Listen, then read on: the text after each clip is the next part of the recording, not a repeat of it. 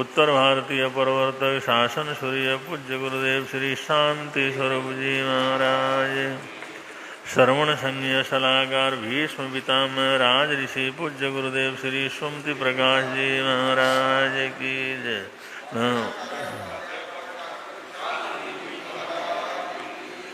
नमो अरिहन्ताणं नमो सिद्धाणं नमो आयर्याणं नमो उवज्जायाणं नमो लोये सवसावुणं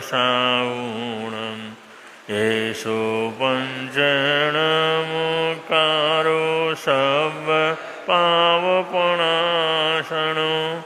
मंगलानं च सब्बेसिं परमं वै मंगलं मंगलानं च सब्बेसिं परमं वै मंगलम्। धम्मो मंगलमुखितं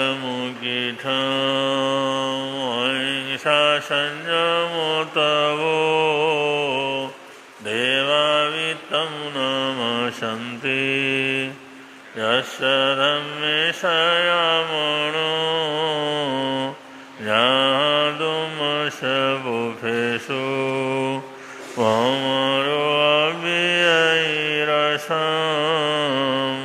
नयबुफं किलामि सोयवीणे अप्पायम् एमये समणमुत्ता जेलोये सन्ति साउणो विहङ्गमवबुफेषु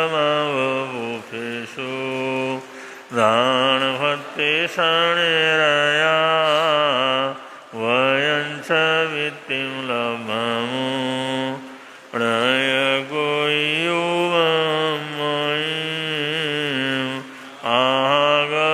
सूर्यन्ते शुभम राजा मोगारसमबुद्धा ये भवन्ति अनिश्चया नानापिण्डरयादन्ता तेन मुच्यन्ते साउणो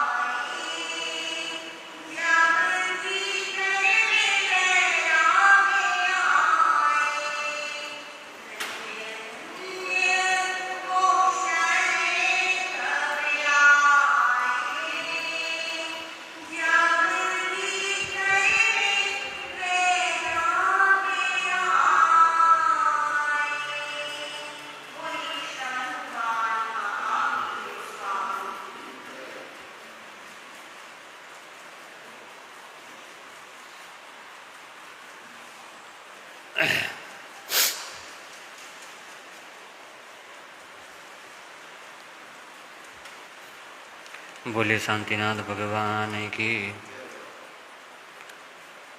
अपने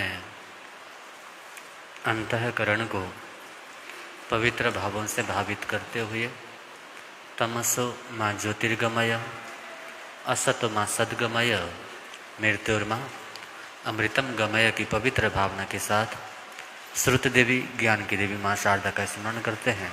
प्रेम से बोलेंगे, हे शारदे माँ, हे शारदे माँ, हे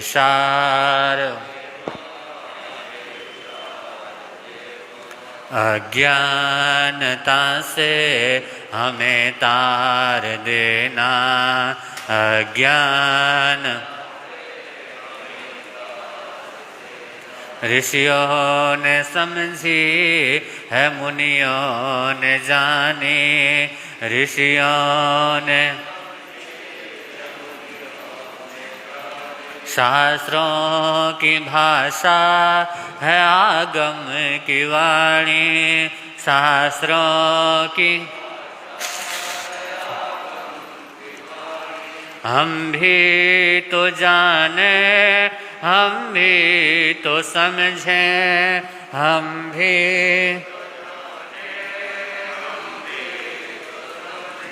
विद्या का फल तो हमें माता देना, विद्या का फल हमें माता देना। हे शारदे माँ, हे शारदे माँ, हे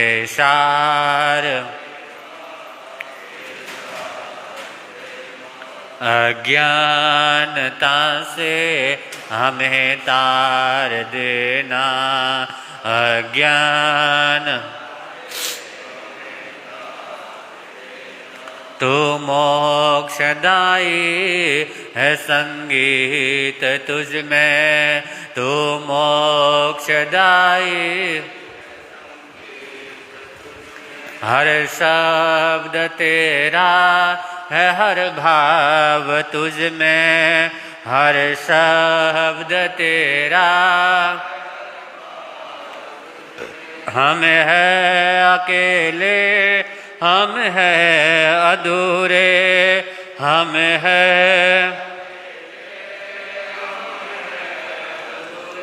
तेरी शरण माँ, हमें तार देना, तेरी शरण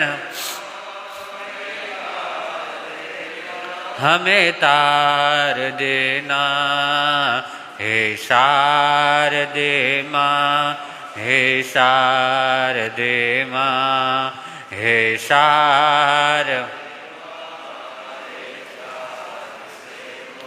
अज्ञानता से हमें तार देना,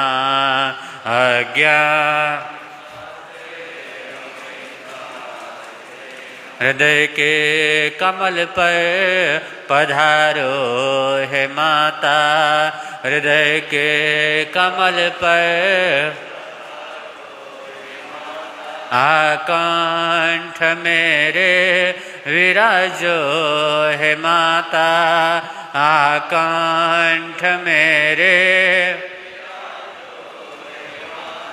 नमन हो, नमन हो, नमन हो हमारा, नमन हो।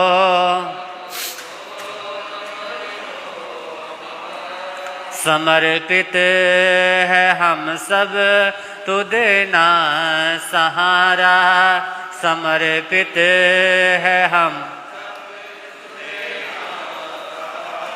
तू देना सहारा।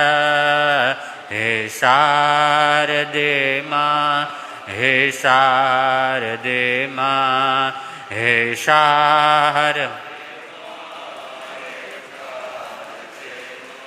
अज्ञानता से हमें तार देना, अज्ञान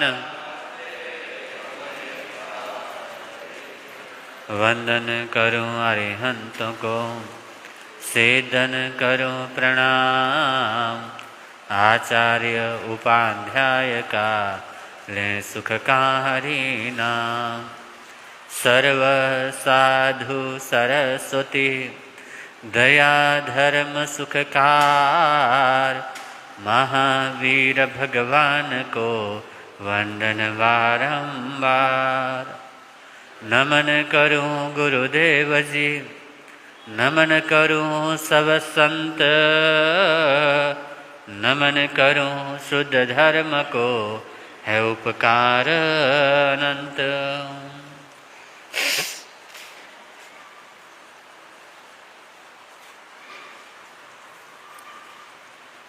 उपस्थित धर्म प्रेमी सज्जनों,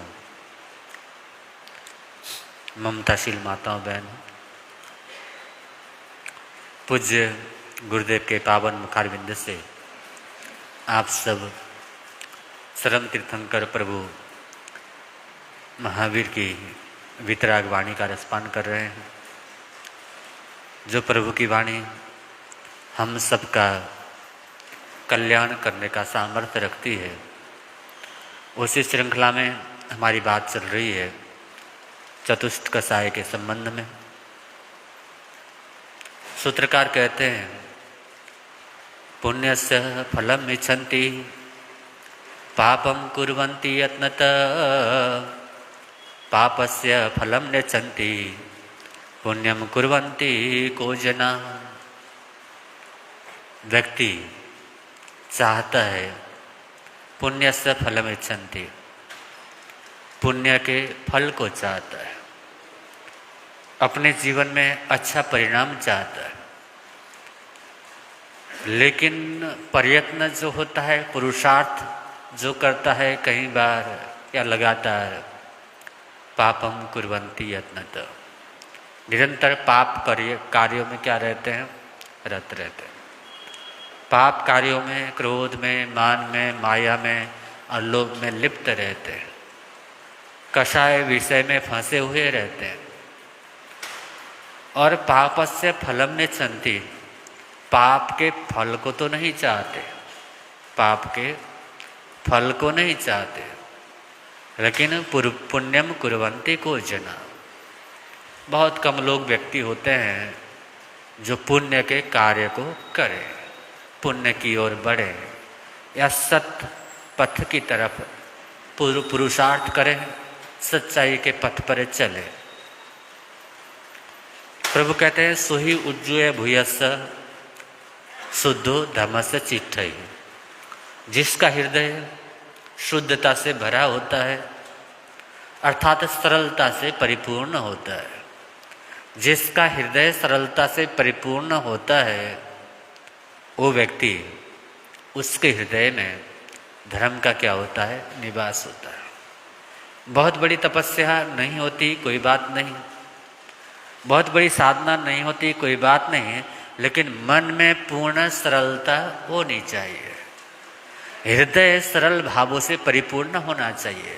कैसा होना चाहिए? जैसे एक छोटा सा बच्चा होता है, बच्चे के अंदर कोई छल कपट नहीं होती है, इसलिए बच्चे को क्या कहते हैं? भगवान का रूप मानते हैं। भगवान का रूप किसी में देखना हो तो बच्चे में देखो।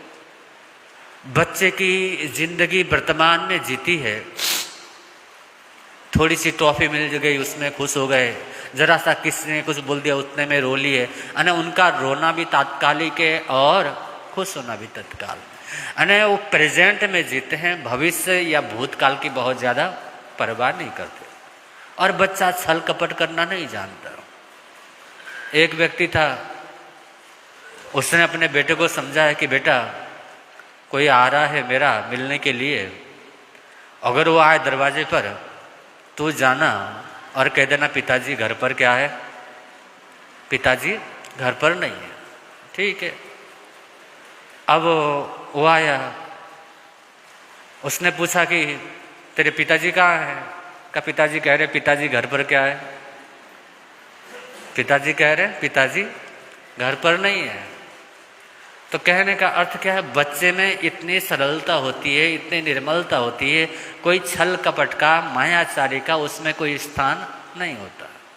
ऐसी रिजुता, ऐसी सरलता जीवन पर्यंत बना रहे, जीवन पर्यंत उन सरल भावों में जिए तो व्यक्ति का कल्याण सज जाता है, वो धार्मिक हो जाता है। क्योंकि सरलता से बढ़कर के दूसरी कोई धार्मिक क्रिया क्या है? नहीं। जो व्यक्ति जितना सरल होता है वो उतने ही जल्दी मुक्ति पथ को क्या करता है? वर्ण कर देता है। हम पर्यूषण में सुनते हैं ना, अति मुक्त मुनि का दृष्टांत, एवंता मुनि का। अब साधु तो बन गए, भगवान ने देखा तो दीक्षा दी, लेकिन संत मुनिराज क्या सोचते हैं?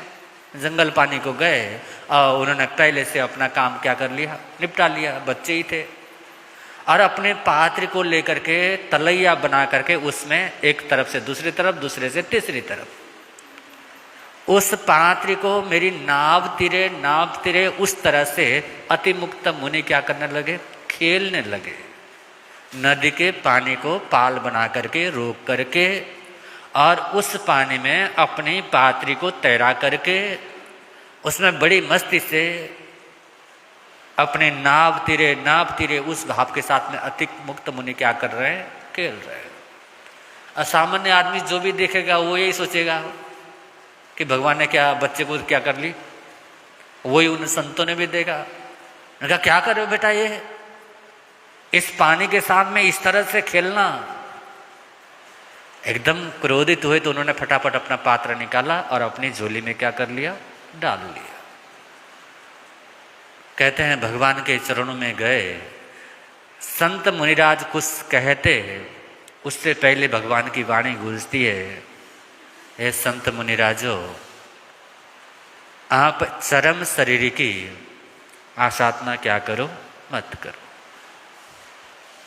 चरम शरीर की आसाधना मत करो। उनका भगवान हमने तो कुछ किया, बस हमने यही सोचा आपने इसको दीक्षा दी है और वो इस तरह से क्रिया कराता है। बाल बच्चा ही है और बच्चे के हिसाब से कार्य कर रहा है। उनका कोई बात नहीं, ये इतनी भव्य आत्मा है, इतनी पुण्य आत्मा है, इतनी रिजुता से भरी हुई है, इसी जीवन में अपने समस्त कर्मों को क्षय करके मुक्ति पथ को कर ले। तो इतनी सरलता हो जहां पर, तो वो व्यक्ति अवश्य अपना कल्याण क्या करता है? साधता है। इसलिए प्रभु कहते हैं सोहि उज्जूय भूयस्स शुद्धो धम्मस्य चित्तये। लेकिन हम लोग, एक व्यक्ति था, उसके पेट में दर्द उठा, बड़ा दर्द हुआ पेट में, पास में भोलेनाथ का मंदिर था, पेट में दर्द से वो सेठ बड़ा परेशान हुआ, बड़ा दुखी हुआ, गया हाथ जोड़े, हे भोलेनाथ, अगर मेरे पेट का दर्द ठीक हो जाए तो मैं अपना मकान बेच करके आपको क्या करूँगा? चढ़ावा दूंगा। अपना मकान बेच के आपको जो चढ़ावा आएगा, जो भी आएगा वो आपको चढ़ाऊंगा। इतना कहना था, हाथ जोड़े प्रार्थना की, उसका पेट दर्द क्या हो गया? पेट दर्द तो ठीक हो गया, उधर अपने मकान को देखता है और अपनी स्थिति देखता, अरे मकान इतना बड़ा, अब इसको बेचूंगा और सारा पैसा भगवान को चढ़ाऊंगा तो मेरे पास बचेगा क्या? सारा कुछ भगवान को दूंगा तो। उन्हें सोचा अब करना तो है, क्या करें, अब बढ़िया बुद्धि है ना, और कुछ ना कुछ तरीका तो निकाल लेता है। उसने विज्ञापन निकाला कि मेरा मकान क्या है, बिकाऊ, मैं मकान बेचना चाहता हूँ, लेकिन उसके साथ में एक शर्त और डाली है, जो मकान लेगा उसके साथ में एक मेरा कुत्ता है, उसको भी क्या करना पड़ेगा, उसको भी लेना पड़ेगा। अब आए लेने वाले, उन्होंने भावतौल पूछा, भाई क्या मूल्य है? उन्होंने कहा भाई मकान का मूल्य तो है 200 रुपये। कितना? मकान का मूल्य कितना है? 200 रुपये है, और उसके साथ में जो कुत्ता दूंगा ना उसका मूल्य 20 लाख रुपए है। कितना? अब दोनों साथ में ही बेचूंगा, दोनों अलग अलग नहीं बेचना। अब ना आदमी भी अजीब है, मकान का मूल्य 200 रुपये और कुत्ते का मूल्य 20 लाख बता रहा है, कैसा पागल आदमी है। लेकिन लेना तो, देना तो इस हाथ से दिया है, ऐसे दे, देना तो उतने का, देना तो उतने का उतना ही है। अब उसने उस मकान को बेचा, 20 लाख तो अपने जेब में डाले और 200 रुपये लेकर के चला। कहाँ? ले भगवान, आपको कहा था जो कि आपने मेरा ठीक कर दिया, मैं आपको चढ़ाऊंगा, ये मकान का मूल्य आपके चरणों में क्या है, अर्पित। तो आदमी छल कपट में भगवान को भी नहीं छोड़ता, और तो किसी को क्या छोड़ेगा, रिश्तेदारों को क्या छोड़ेगा। इसलिए कहते हैं मायाचारी जीवन को बहुत निम्नता की ओर ले जाती है। मायाचारी, झूठ बोलना, कपट करना, माया मृषा का सेवन करना, उससे निरंतर जीवन में अवनति को प्राप्त होता है। और उससे उसको जीतने के लिए यही है कि हम जितना हो सके अपने जीवन को सरल बनाने का प्रयास करें। जितना सरल बनाएंगे, जितना सीधा सिंपल रखेंगे, उतना ही जीवन में उल्लास आएगा, उतने ही जीवन में खुशी रहेगी, उतना तिकड़म करना नहीं पड़ेगा। इसका उसका ऐसा वैसा तेर मेर और कूटनीति वो सब चलनी नहीं पड़ेगी। बड़ी आसानी से जीवन को क्या कर सकते हैं, आगे बढ़ा सकते हैं। लेकिन मायाचारी आती है, छल कपट आता है, तो मित्रता, सारे रिश्ते तो कमजोर बनते ही बनते हैं। जीवन में धर्म साधना भी क्या करती, नहीं ठहरती, क्योंकि छल कपट के साथ किया गया धर्म, वो साधना, वो तपस्या अगर छल के साथ में किया है, कपट के साथ में किया है, तो दुख को बढ़ाने वाली होती है। इसलिए कहते हैं सूत्रकार, अगर पुण्य का फल चाहिए तो पुण्य को करने का प्रयास करें। अब पुण्य नहीं करते हैं, पाप करते हैं, तो फिर पुण्य के फल की इच्छा कैसे नहीं कर सकते। सरलता कल भी बताया था, पहले के समय में, यानी भगवान ऋषभदेव के समय में जो होते थे वो रिजु जड़ होते थे, बुद्धि बहुत नहीं होती थी, लेकिन बड़े सरल होते थे, बड़े सद्भावपूर्ण वाले होते थे।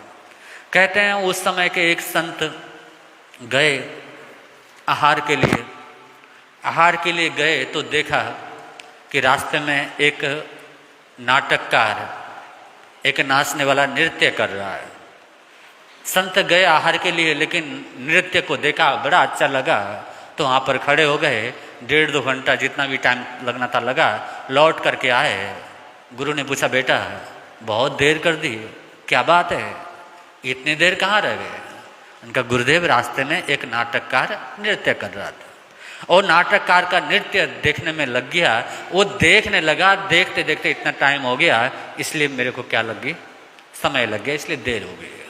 कहा, बेटा तुम संत बने हो, साधु जीवन में प्रवेश किया है, तो ऐसे रास्ते में इस तरह खड़े होकर के नर्तक का नृत्य क्या करना नहीं देखना।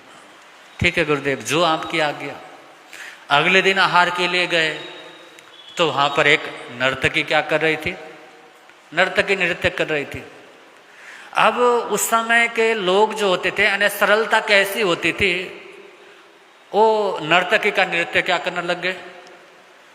अब गुरुदेव ने कहा था नर्तक का, नट का नृत्य नहीं देखना, अभी तो नर्तकी है, नर्तकी का नृत्य देखने लगे। और देख करके जब सारा हो गया, वापस लौट के आए, गुरु ने पूछा, बेटा आज भी इतनी देर है? उनका एक बहुत अच्छी नर्तकी नृत्य कर रही थी और उसके नृत्य को देखते देखते गुरुदेव इतना समय लग गया। उनका बेटा, जब एक नर्तक का नृत्य नहीं देख सकते तो नर्तकी का कैसे देख सकते हैं, उसका भी नहीं देखना। ठीक है गुरुदेव, जो आपकी आज्ञा। अब जैसा कहा वैसा करते थे। इतनी सरलता, इतनी भद्रता उनमें भरी हुई थी।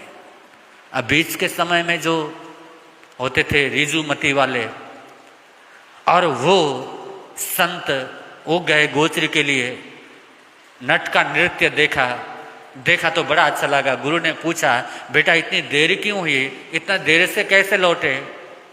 उनका गुरुदेव नट का नृत्य देख रहा था। उनका बेटा संत को नहीं देखना। उनका ठीक है गुरुदेव, जो आप क्या। अगले दिन गए, नर्तकी नृत्य कर रहे थे। खुद से दिमाग लगाया कि जब नट का नहीं देख सकते तो नर्तकी का कैसे देख सकते। तो एक जरा सा इशारा कर दे, उसको ही समझ करके आगे बढ़ने वाले को होते हैं, कौन होते हैं? वो रिजुमती। रिजुता तो है, सरलता तो है, बुद्धिमानी से भी क्या है, भरे हुए है। तो ऐसी बुद्धिमानी और साथ में सरलता हो तो फिर तो कहना ही क्या। तो मायाचार्य को जीतने के लिए रिजुता का मायम चज्जब भावेनम, आर्जव भाव का होना परम आवश्यक है।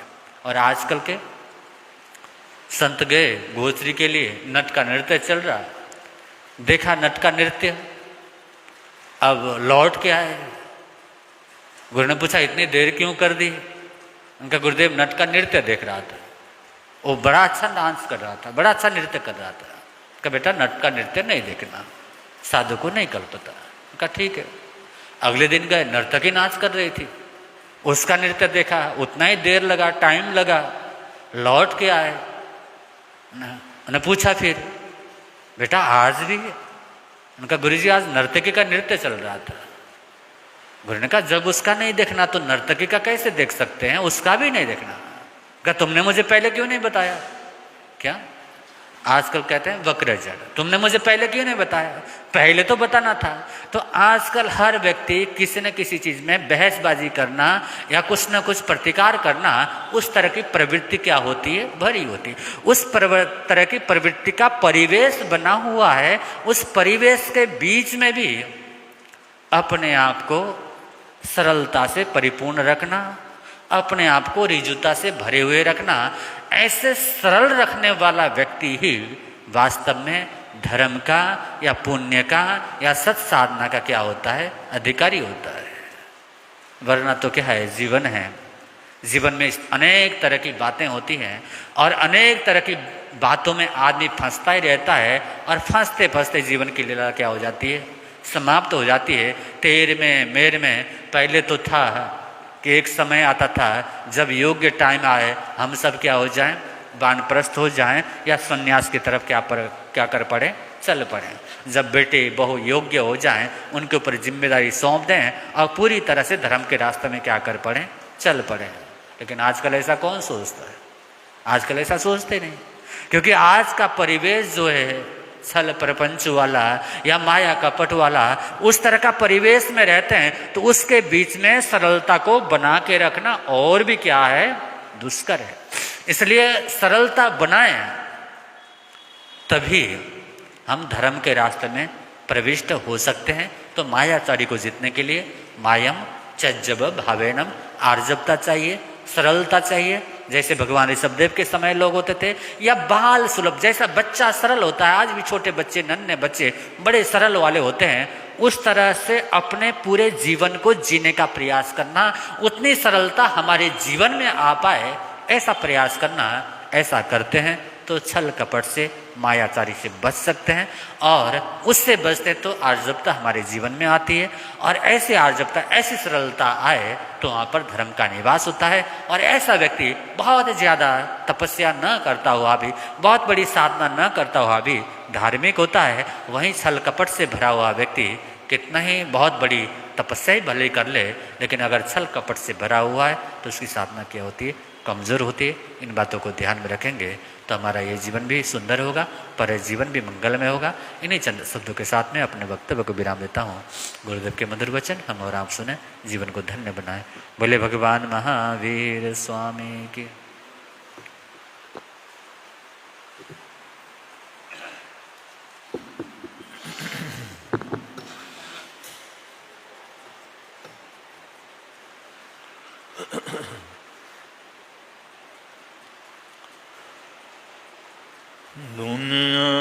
चराचर जीवों पर कर्मों ने जाल बिछाया है। क्या साधु गृहस्थ क्या बाल वृंद वश कोई न बचने पाया। अति शुभ कर्मों के आने से संतों का समागम मिलता। जिन वाणी श्रवण करने से दुख जन्म मरण का मिटता है। दुख जन्म मरण का ऐसा में नदी की धार की जिसमें सब बह जाया करते हैं। ऐसा में बड़ा तूफान प्रबल पर्वत झुक जाया करते। अक्सर दुनिया के लोग समय में चक्कर खाया करते हैं। लेकिन कुछ ऐसे होते जो इतिहास बनाया करते हैं। इतिहास बनाया करते हैं।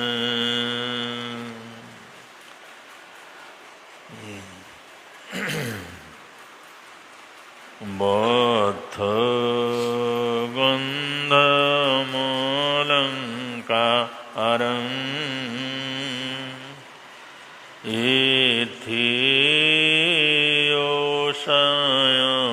इथियोषायणानि अच्छन्दाजेन भुजन्ति न से चाइति भुचई। जे कंते पिए भोए लद्धे पीठी कुबई। साइणे चयई भोए सेऊ चाइति बुचई। पखंदे जलियम जोइन दों के तो दुराशयं नेच्छन्ति बन्तयं भूतुं कूले जाया अगन्धना।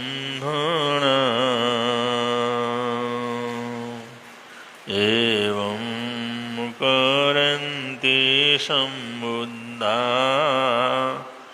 पंडिया पवियखणा। विनियट्टन्ति भोगेषु जासे पुरुषोत्तमो।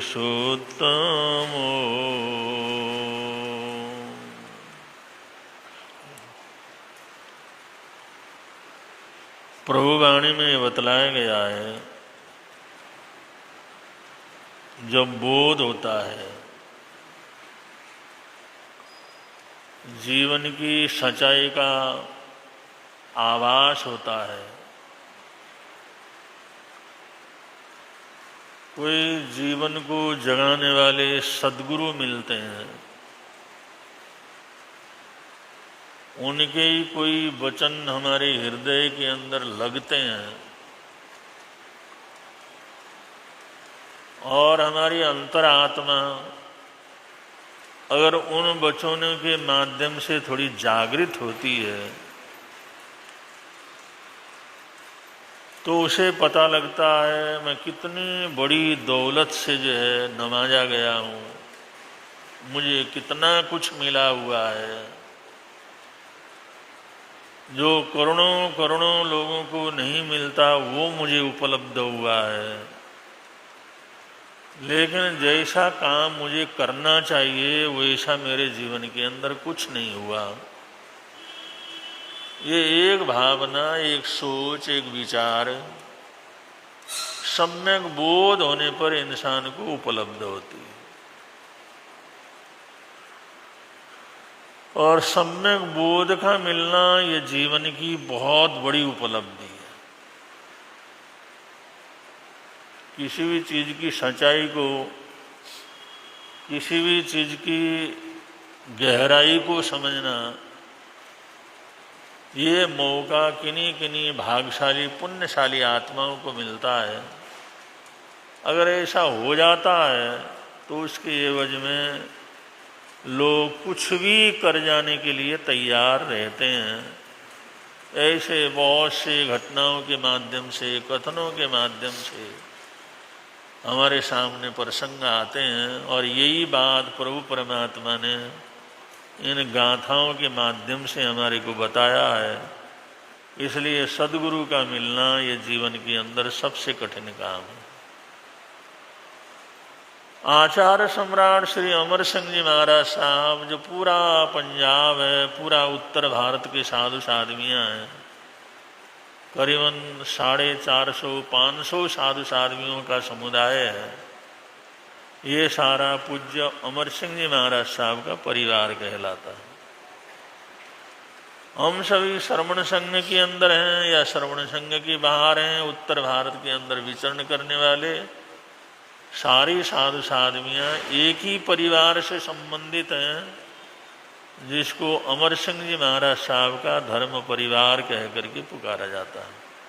वो बड़ी पुण्यशाली भाग्यशाली आत्मा थे। जिस समय उस जमाने में कुरुक्षेत्र से निकल करके आगे बिहार करने लगे, तब तो रोड वगैरह भी बने हुए नहीं थे, मार्ग भी बने हुए नहीं थे, कच्चे मार्ग थे। बहुत बार कच्चे मार्ग खत्म हो जाते थे, बहुत बार चक्कर पड़ जाता था। जब अपने संतों के साथ उन्होंने बिहार किया, शाम के समय जो बिहार किया, चलो भाई आगे पहुंच जाएंगे टाइम पर, लेकिन आगे नहीं पहुंच पाए, कुछ अनुकूलता नहीं हुई। और देखा अभी 5-7 मिनट के अंदर हमारे को सूर्य अस्त हो जाएगा, हमारे को कहीं ना कहीं रुकना पड़ेगा। थोड़ी परेशानी सी हो गई। ये जो गांव आना था वो तो आया नहीं, जहाँ पहुंचना था वहाँ तो पहुंचे नहीं, जैसा प्लान बनाया था वो तो हुआ नहीं। अब हम लेट हो गए या कुछ भी हुआ, अब जल्दी सूर्य छिप रहा है तो रुकेंगे कहाँ। थोड़ी परेशानी थी, इधर उधर देख रहे थे। उन्होंने कहा भाई इधर कोई पेड़ वगैरह कहीं हो, नीचे फांसुक जगह हो तो उस तरह के देख लो, लेकिन बाहर रुकना थोड़ा प्रकृति के हिसाब से बड़ा मुश्किल हो जाता है। कई बार पेड़ गिर जाते हैं, आंधी आती है, तूफान आ जाता है। तो एक आदमी खेत की तरफ से आ रहा था, तो आते आते उसने देखा ये महात्मा लोग कुछ ढूंढ रहे हैं। तो पास में दूर तक आया, वहां से उसने नमस्कार किया। पूज्य अमर सिंह जी महाराज साहब ने पूछा, भाई आप कहाँ रहते हो? तो आसपास में ही कहीं रहते हो क्या? उन्होंने कहा महाराज ये जो सामने टीला है, इस टीले के पीछे हमारा छोटा सा गांव है, मैं वहां पर रहता हूँ। अच्छा ये टीले के पीछे ही है क्या गांव? उन्होंने कहा यहाँ से तो नजदीक है। उन्होंने कहा 5-7 मिनट का रास्ता है बस। ये टीले के पीछे ही हमारी बस्ती है और वहां पर हम लोग रहते हैं। तो उन्होंने कहा देखो हम लोग दिन दिन में विहार करते हैं, हम जैन संत हैं, रात्रि के अंदर हम विचरण वगैरह करते नहीं हैं। हमने जाना था अमुक गांव में, महाराज वो तो काफ़ी अभी दूर है, अभी दिन होते होते तो वहाँ पहुँच ही नहीं सकते, वहाँ पहुँचने में तो काफ़ी रात हो जाएगी। तो उन्होंने कहा तुम्हारा गांव अगर इस टीले के पीछे है तो कुछ रुकने की जगह होगी, चलो तुम्हारे गांव चलते हैं। तो उन्होंने कहा नहीं महाराज आप नहीं जा सकते। आप नहीं जा सकते, इसका मतलब कि हम क्यों नहीं जा सकते, तुम्हारी बस्ती है, तुम लोग रहते हो, गांव है, पास ही है, तो हम क्यों नहीं जा सकते हैं। तो उन्होंने कहा हम लोग चमार लोग हैं, चर्मकारों की बस्ती हो, अछूत लोगों की बस्ती है, इसलिए आप साधु संत हैं, आप बड़ी जाति के हैं, इसलिए हमारी बस्ती में आप क्या कर सकते, नहीं जा सकते। तो उन्होंने उसको इशारे से अपने पास बुलाया और कहा तुम्हारा नाम क्या है। उन्होंने कहा मेरा नाम लालचंद मुखिया है, मेरा नाम लालचंद के नाम से जानते हैं लोग। उन्होंने कहा भाई लालचंद, हम तो ये जाति वाति वगैरह कुछ मानते नहीं हैं, हाँ ये जरूर मानते हैं शुद्ध भोजन पानी है, खराब है, हम जो है शाकाहारी घरों से ही लेते हैं, जहाँ शुद्ध भजन बोलता है वहीं से ही हमारी अनुकूलता हो तो जल पानी वगैरह ले लेते हैं, भोजन की ज़रूरत तो ले लेते हैं, जहाँ पर खराब खान पान हो वहाँ पर हम कुछ नहीं लेते। लेकिन रही रुकने की बात और छोटी जात बड़ी जात की बात, तो मनुष्य को हम एक ही जाति के अंदर गिनते हैं, कोई अलग अलग जाति में नहीं गिनते। मनुष्य की हमारी एक ही जाति होती है। और उसको कुछ समय में नहीं आया, वो कहने महाराज आप हमारी बस्ती में जाएंगे कैसे, रुकेंगे कैसे, हमारी बस्ती में आप लोग तो नहीं जा सकते। उन्होंने कहा तुम्हारी बस्ती में कोई जगह है ऐसी, कोई खाली जगह वगैरह है क्या कुछ। उन्होंने कहा वैसे तो मैंने मकान अभी बनाया हुआ है और नया ही मकान है, उसमें प्रवेश में नहीं किया, बिल्कुल नया ही है, लेकिन हमारा है ना तो चर्मकारों का है, चमारों की बस्ती है, अछूतों की बस्ती है। उन्होंने कहा बात बार बार बोलने की जरूरत नहीं है, अब जब तुम्हारे बनाए हुए घरों में हम दूसरी जगह रुक सकते हैं, गांव के मकान भी तो तुम लोग बनाते हो, ईंटों का काम करते हो करते हैं, मिट्टी का काम करते हो करते हैं, और कहीं मकान वकान बनाने के लिए जाते हैं, वो तो मजदूरी करनी पड़ती है अपने को। जब तुम्हारे वहाँ के मकान में रुक सकते हैं तो तुम्हारे गांव के मकान में क्यों नहीं रुक सकते। हमारे लिए कोई फर्क नहीं पड़ता, हम लोग रात्रि को जो है विहार करते नहीं, इसलिए चलो तुम्हारा घर अगर पास में ही है, थोड़े नज़दीकी गांव है, तो वहाँ पर हम रुक जाएंगे, और तुम्हारा घर नया ही बना हुआ है तो चलो हमारे को कोई दिक्कत नहीं। उसने बड़े प्रेम से, चलो ये तो बड़ी अच्छी बात है, लेकिन फिर भी काम आ रहा, सोच लो कल को समाज के सामने कोई परेशानी ना आ जाए, आप लोग कोई तकलीफ वगैरह ना हो। अरे वो कुछ ना सोचो लाचन, उसकी कोई चिंता फिक्र ना करो, वो सब हम देख लेंगे, संभाल लेंगे, हम अपने हिसाब से चलते हैं, अपने सिद्धांत के अनुसार ही चलते हैं, हम कोई अपने सिद्धांत के गलत रास्ते के ऊपर नहीं चल रहे हैं, तो हमें उसकी चिंता करने की जरूरत नहीं। तो लालचंद मुखिया उस बस्ती का जो मुखिया था, सारी व्यवस्था करने वाला था, वो जो है गुरु महाराज को लेकर के अपने बस्ती में गया, वो मकान खोल के बताया, नया बना हुआ था, ये मुखिया था, इसने बनाया हुआ था, इसके 2-3-4 लड़के थे और थोड़ी संपन्नता थी, तो इसने मकान बनाया हुआ था। मकान दिखाया, अगर इसमें आपको कोई परेशानी न हो तो आप क्या कर सकते हैं, रुक सकते हैं। गए वहाँ पर इरिया पथिक का ध्यान वगैरह किया, उसके बाद कहा देखो छोटी सी बस्ती है, 1 घंटा हमारे को प्रतिक्रमण करने में लगेगा, और उसके बाद कुछ तुमने पूछना हो, कुछ जानकारी वगैरह लेना हो, गांव वालों को बोल दो, थोड़ी सत्संग की बात क्या कर जाएगी, हो जाएगी। अब आए संसंग तो थोड़ा आधा घंटा 1 घंटा बैठ जाएंगे, तो बुला लेना, अपने लोगों को बुला देना, सूचना देना, 1 घंटे के बाद तुम बाहर बैठ जाना, हम तो अंदर ही हैं, और ये जगह भी अच्छी जगह है, तो यहाँ पर सत्संग क्या कर जाएगा, हो जाएगा। तो रात को वहाँ पर सत्संग हुआ, जाते जाते गुरु महाराज ने बहुत सी चीज़ें उसको बतलाई, सत्संग के अंदर सब बातें हुई, और लोगों को भी बड़ा अच्छा लगा, भाई संत ऐसे भी होते हैं, हमारी बस्ती में आकर के रुके, हम तो कभी जीवन के अंदर कल्पना भी नहीं कर सकते। तो उनको कहा भाई देखो, इंसान ब्राह्मण होता है, क्षत्रिय होता है, वैश्य होता है, शूद्र होता है, कर्मों से होता है, जन्म से नहीं होता। जन्म उसके हाथ में थोड़ी, जन्म उसके हाथ में नहीं है, लेकिन कर्म करना उसमें हाथ में। अगर आदमी कर्म सुधारना चाहे तो हर जगह पर रह करके सुधार सकता है। एक जो शूद्र भी होता है वो भी ब्राह्मण बन सकता है अपने कर्मों को बदल करके। एक ब्राह्मण भी कर्म को खराब करके शूद्र बन सकता है? ये तो कर्मों की कहानी है। भगवान महावीर स्वामी ने ये बतलाया, कम्मुणा ब्रह्मणो होई कम्मुणा होई खत्तियो, कम्मुणा वैसो होई शुद्धो हवई कम्मुणा। ये सब कर्मों से होता है, लेकिन कोई जन्म से कोई क्या करता नहीं होता। बात आई गई हो गई, सुबह दिन निकला, वहां से उनकी आज्ञा ली और चल पड़े। और उसमें साथ में लालचंद जी भी, वो जो मुखिया था वो भी साथ साथ में। तो उन्होंने कहा नहीं रुक जाओ, ये पहाड़ी के दूसरी तरफ ही तो सड़क है, वहां से हम निकल जाएंगे। नहीं महाराज थोड़ा आगे तक रास्ता बता के आता हूँ। और जिस समय वो चला और आगे तक चले गए तो गुरुमान ने कहा भाई अब तुम चले जाओ, अपना देख लो, अब रास्ता है, हम चले जाएंगे अगले क्षेत्र में। उन्होंने कहा क्या मैं आपके साथ नहीं चल सकता? उन्होंने कहा चलने को चल सकते हो, ऐसी कोई बात नहीं, चल सकते हो, चलते हैं लोग, हमारे साथ चलने में ऐसी कोई बुराई नहीं, किसी की भावना हो तो बड़े आराम से चल सकता है। वो अगले गांव के अंदर छोड़ने के लिए गया, वापिस घर नहीं गया। उसने सबको बता दिया उस गांव से आए हैं, तो लोगों ने भी उसको बाहरी भोजन पानी जैसे देते हैं वैसा दे दिया, हो गया। जिस समय दूसरे दिन चलने लगे फिर वो साथी क्या कर लिया बोले। गुरुआन ने पूछा भाई लालचन, अरे तो आज भी क्या नहीं गया? वो तो निकल जाना चाहिए, तुम्हारा घर है, परिवार है सब। उन्होंने कहा आपकी सेवा में नहीं रह सकता क्या? उन्होंने कहा रहने की तो कोई बात नहीं,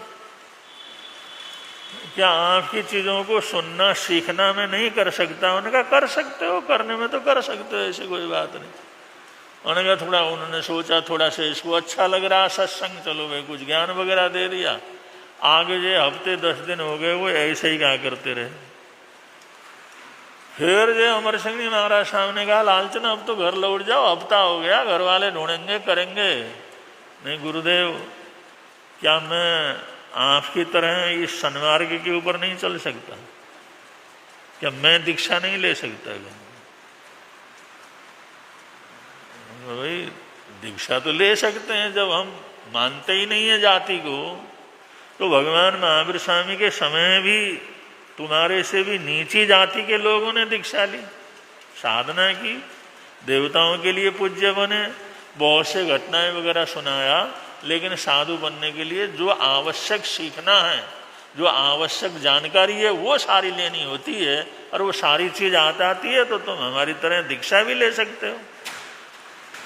अब एक बार संपर्क हुआ, लालचन मुखिया साथ साथ में चला, हफ्ता 15 दिन साथ में रहा। फिर उसने कहा भाई जो आवश्यक चीज है मेरे को सिखा दो, वो सारे सिखा दिया।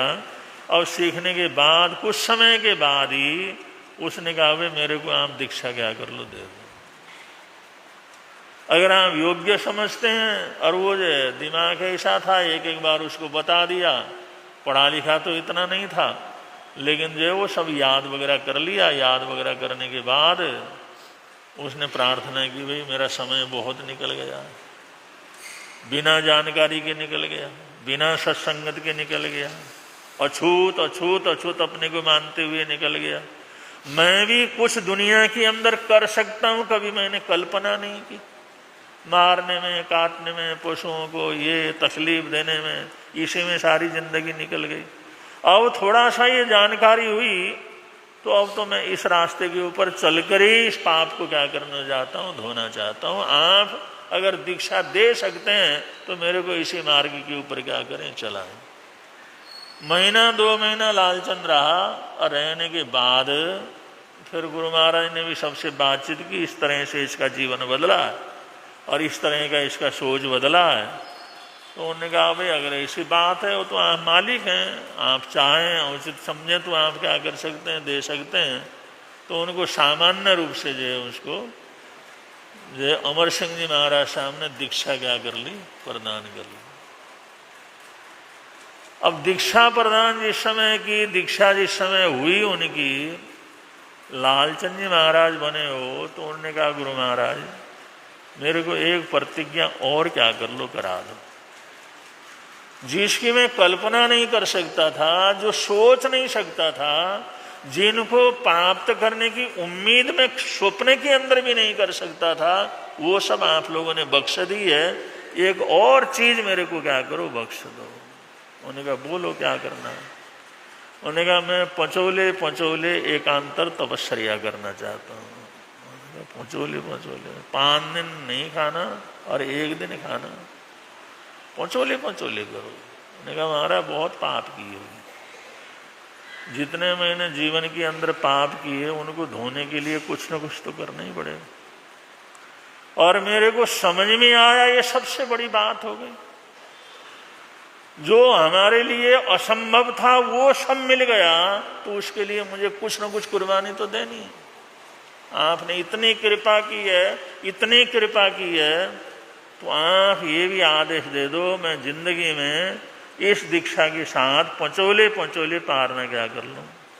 उन्होंने कहा कोई बीमारी हो, कोई तकलीफ हो, कोई असाता वगैरह हो, तुमने कभी ऐसा किया नहीं। उन्होंने कहा भाई ज़्यादा से ज़्यादा भगवान मरेंगे और क्या होगा, ज़्यादा से ज़्यादा शरीर छूटेगा और क्या होगा, कम से कम समय का सदुपयोग तो मेरा हो जाएगा।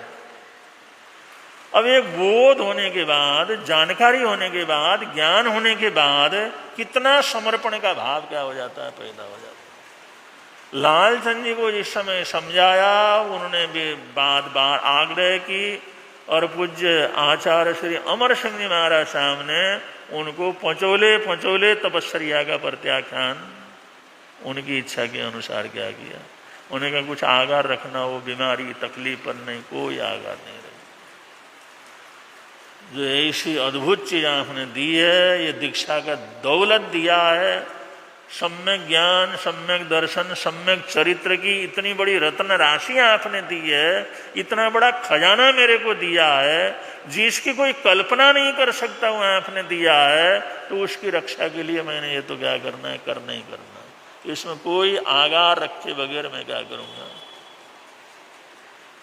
तो बंधु सोच बदलने के बाद इंसान कहाँ से कहाँ पहुँच जाता है।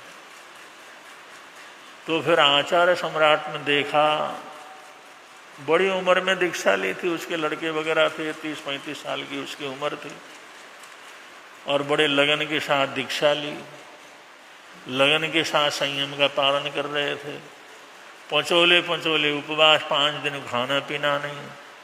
तो आचार्य भगवान ने कहा देखो भाई, अगर तुम, क्योंकि 5 दिन तो तुमने खाना नहीं और उसमें विचरण वगैरह करना उसकी तुम्हारे को कोई आवश्यकता भी नहीं है, और तुम मस्त मौला एक जगह रहते हो, भजन पाठ वगैरह करते हो, तो मैं तुम्हारे को अकेले विचरण करने का आदेश क्या करता हूँ, स्वीकृति प्रदान करता हूँ और कर सको।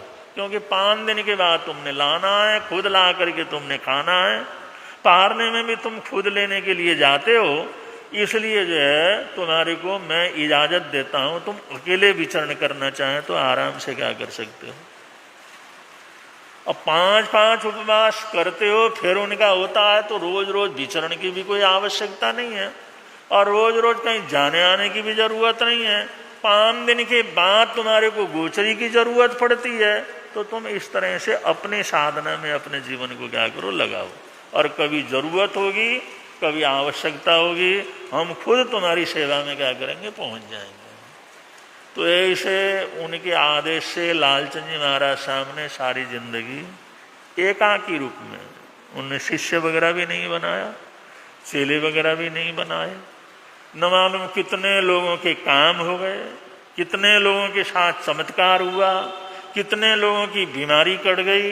लोग देखते थे कोई संत जो जंगल में बैठा हुआ है और 5 दिन के बाद भोजन करता है, और दुनिया भर के लोग उनके पास आते जाते भी थे, लेकिन लालचंद जी सोचते थे भाई ऐसी जगह जाऊं जिसको किसी को कोई परिचय वगैरह क्या हो, अगर इस तरह से आने जाने लगे कुछ करे तो बड़ा मुश्किल हो जाएगा।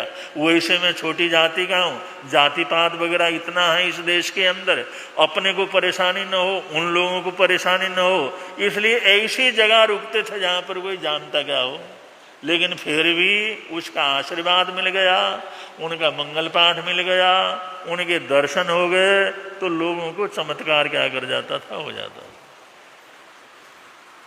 तो ऐसा अद्भुत जीवन जिया लालचंद जी महाराज साहब ने, फिर तपस्वी लालचंद जी महाराज साहब कहलाए।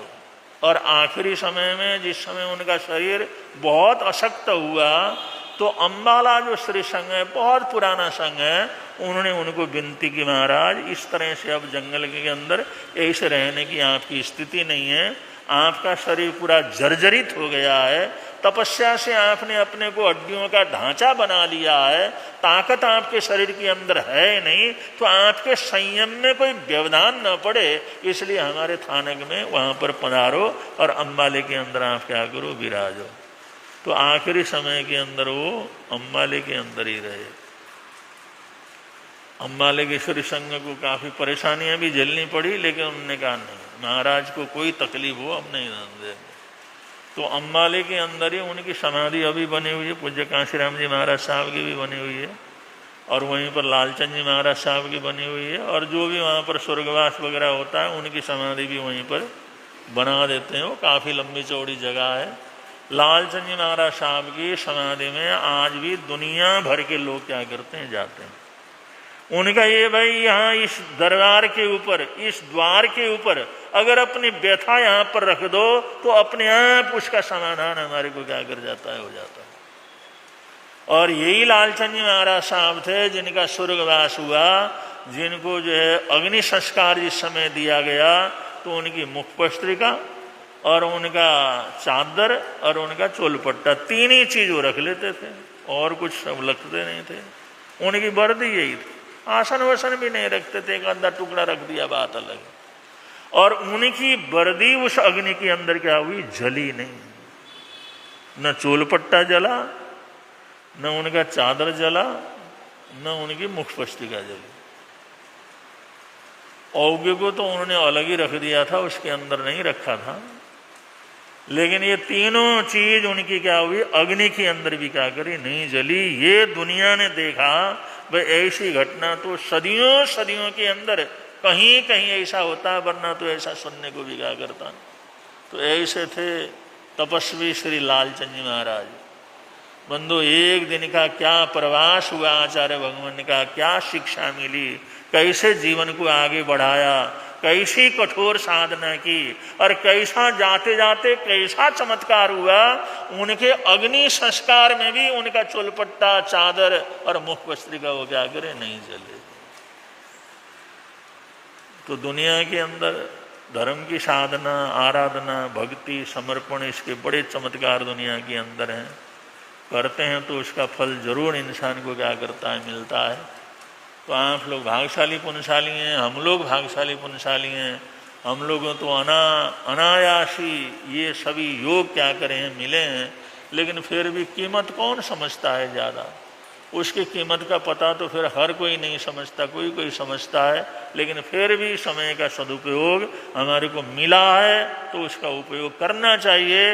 लालचंद जी कहते थे, मैं एक मिनट का भी, एक दिन का भी ऐसा बर्बाद नहीं करना चाहता, क्योंकि मैंने दीक्षा जैसी चीज मेरे को क्या करी है, मिली है।